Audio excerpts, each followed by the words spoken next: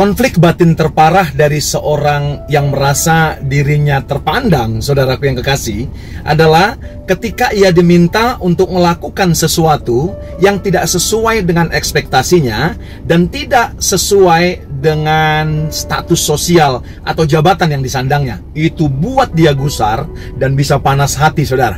Kita belajar daripada satu tokoh yang terpandang, yaitu Naaman. Firman Tuhan berkata dari 2 Raja-Raja 5 ayat 11 dikatakan begini, tetapi pergilah Naaman dengan gusar. Perhatikan ada kata gusar, saudara. Iya kan? Kenapa dia gusar, saudara? Karena orang terpandang tidak terbiasa sebenarnya menjumpai orang, betul nggak?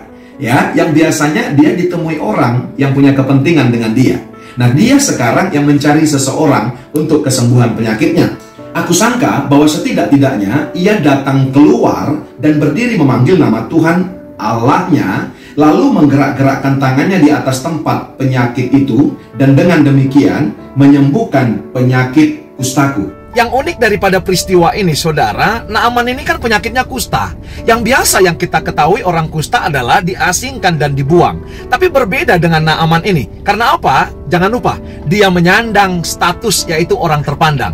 Tidak bisa dipungkiri, bos, di dunia, orang yang terpandang itu mendapat privilege. Dan terbukti, kenapa? Dia, saudaraku yang kasih, mengajukan surat, meminta surat kepada raja, kepada pemimpinnya untuk menyurati Raja Israel. Betul nggak? Orang yang terpandang ini mungkin sudah berobat kemana-mana, saudara, dengan penyakit kustanya. Tapi ternyata Tuhan kita memang adalah Tuhan yang suka dengan proses. Makanya saudara, perhatikan baik. Kegusaran daripada Naaman ini adalah, saudara yang kekasih, akumulasi daripada apa yang dilakukan. Mulai daripada pembantunya ngomong sama istrinya, lalu istrinya ngomong sama dia, dan dia ngomong kepada pemimpinnya, yaitu raja. Raja Aram membuat surat kepada Raja Israel. Dan Raja Israel sempat tidak suka, saudara. Kenapa? Tersinggung. Karena saudara, seakan-akan dia adalah Allah dikatakan, dan seakan-akan dia bisa menyembuhkan orang. Sempat ada mau, saudara, gesekan dan bentrokan. Lihat prosesnya, saudara. Pusat daripada kegusaran dan konflik batin daripada Naaman ini sebenarnya di ayat 12 dan ayat 13. Iya kan? Dia berkata apa, saudara? Bukankah Abana dan Parpar, sungai Damsik, lebih baik dari segala sungai di Israel?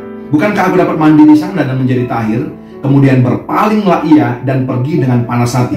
Lihat baik, saudara. Kegusarannya beranjak menjadi kepanasan hati karena dilihatnya, saudara yang kasih, ayat 13-nya, yaitu apa? Sebuah sungai, yaitu Sungai Yordan. Saudara, jangan pernah kultuskan Sungai Yordan ya. Karena apa? Sungai Yordan itu sungai biasa, iya kan? Tapi kenapa, saudara, ada banyak orang yang salah? Karena Yesus pernah dibaptis di sana.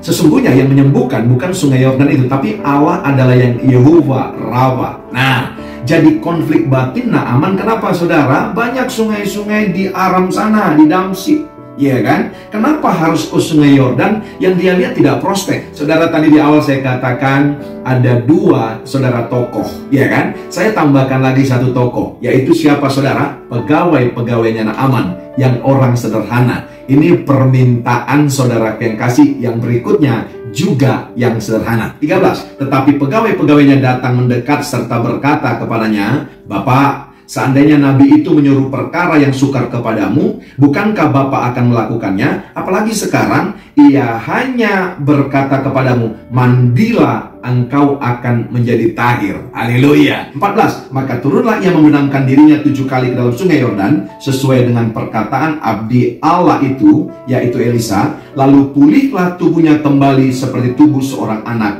dan ia menjadi tahir. Haleluya. Jadi baik, saudara, orang yang sederhana kehidupannya, maupun engkau orang terpandang di hadapan Allah, ternyata kita semua sama. Permintaan yang sederhana akan menghasilkan, saudara yang kasih, hal yang dahsyat, sekalipun yang meminta adalah orang sederhana. Saudara, 3 hal yang saya soroti dalam perikop yang sedang kita bahas. Yang pertama, kalau Anda bawahan atau orang sederhana, ternyata, saudara, lewat perikop ini, jangan pernah takut untuk memberikan masukan atau saran Kepada siapa saudara? Kepada pemimpin atau atasan Anda. Karena sebenarnya atasan Anda bukan Superman. Dia juga punya kekurangan yang ada kalanya tidak diceritakan kepada bawahan. Pembantu ini menceritakan saudara yang kasih bahwa ada abdi Allah di Israel, Elisa, dan lihat pada akhirnya Naaman dipulihkan. Tentunya lewat peristiwa proses yang begitu dahsyat. Yang kedua, saya mau katakan kalau saudara orang terpandang, jangan songong, jangan sombong. Terima masukan dari siapapun, sekalipun itu adalah orang yang tidak terpandang dan orang yang sangat sederhana.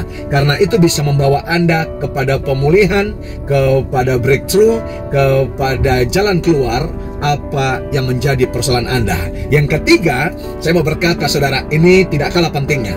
Bagi kita abdi-abdi Allah, hamba-hamba Allah, pelayan-pelayan saudara, kalau ada orang yang datang, orang yang terpandang, iya kan, seperti Naaman ini saudara, dengan manner dan sikap yang sedikit agak sombong, saudara jangan marah dan berkata, siapa kamu?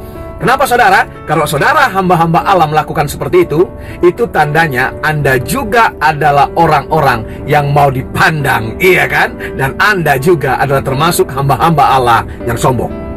Mari saudara, sederhanakan hati kita, maka selebihnya persoalan-persoalan kita Tuhan akan ambil alih. Sekalipun apa yang diperintahkan Tuhan lewat hamba-hamba Allah kepada kita, kita anggap mustahil, kerjakan saja saudara dengan hati yang taat dan dengan kesederhanaan.